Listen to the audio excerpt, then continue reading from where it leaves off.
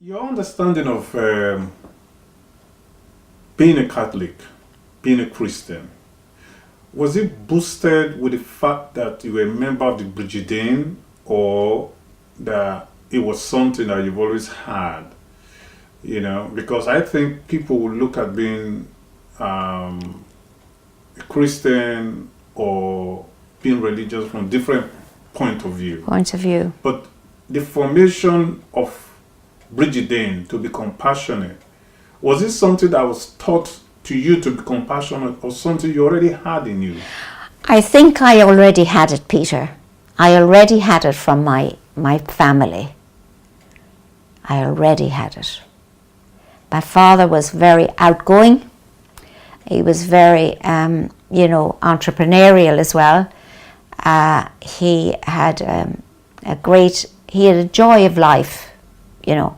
My mother was a retired person, but she was very gentle, and also she understood, like if I came home from school, as I did when I was in the primary school, and say, you know, Mom, we were doing the commandment on the keeping the Sabbath day holy. We shouldn't be even sweeping the floor on a Sunday, you know. It's servile work. And she'd say to me, and she did say to me, now my dear, she said, that's all right for the nuns. They don't have children. They don't have any crumbs on the floor. You know, that's all right for them. But for the family, it's different. So she'd say, cleanliness is next to godliness. So we'll keep the floor. So I was quite satisfied with that. I thought that was a good answer. It didn't bother me anymore. I thought, yeah, Mom's right. It's okay. How did Brigidine become a worldwide thing? Well, we had a bishop at the time who wanted us, we could spread outside of the diocese, go on mission. He didn't want us to go to any, because there were other sisters in the diocese, in the country, Presentation and Mercy, and there were other sisters, you see. So when we were founded in 1807, and in 1883 we were in Australia, we were in New Zealand. In 1939 we went to Windsor, Denbigh, so it evolved. So members of the Brigidines were going to different places. Yes, so, yes. You know, was it the intention Now, of them the foundation. going there to open a Brigidine branch, or that they were traveling? No, they were going there to work. They were invited by bishops who were Irish maybe, and came home on holidays and wanted people to go into education in their area in Australia or in New Zealand. Were interested in the Brigidine vision, the way yes, they were. Yes, okay. Yes, Yeah. yes. So then gradually, the Irish, became fewer, and Australian sisters began to come, vocations began to come.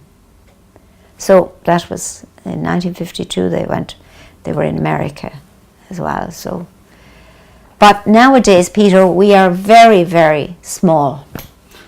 Why do you think that people do not want to join the people are not really interested in being nuns anymore? Well, I guess the society has changed. Opportunities are there. That maybe celibacy is one thing that they are not drawn to either, but they are drawn to going on temporary work in mission fields, and they are drawn to lots of good stuff that we're doing. But the state is now doing what we started, we'll say, in education and in health and all that. So the lifestyle doesn't suit, and the commitment for life. So, it's not we made a permanent commitment when we finally, but you could go any time. There was no problem with, you weren't, held by anything if you wanted to. In a way, the government has taken over most of the responsibilities that you people used to provide, the Yeah. Brigidines used to provide. Yes, yeah, that we and other communities used to provide. There were other communities like the Brigidines. Oh yeah, yeah. Like the Sisters of Charity, they're on the paper at the minute. They have done a huge amount for education, for health in this country. Huge, huge, huge. Sister Stan has done, she's in her 80s now, the homeless, wonderful.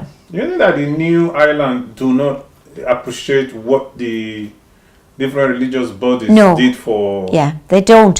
Now you see what happened as well in relation to the church, the general body of church, especially the male church.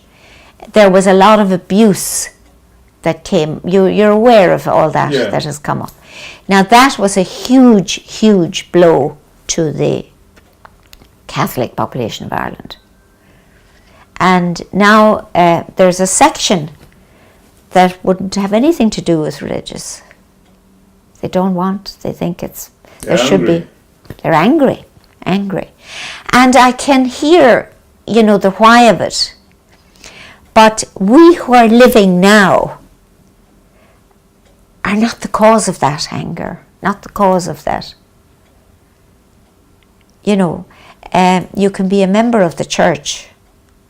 You don't always agree with everything that goes on, or everything that the interpretations. But I think we sisters, and I must say the Brigidines, have been very lucky in that we were always, continually reforming, continually looking at the signs of the times, and continue to try to respond to the signs of the times.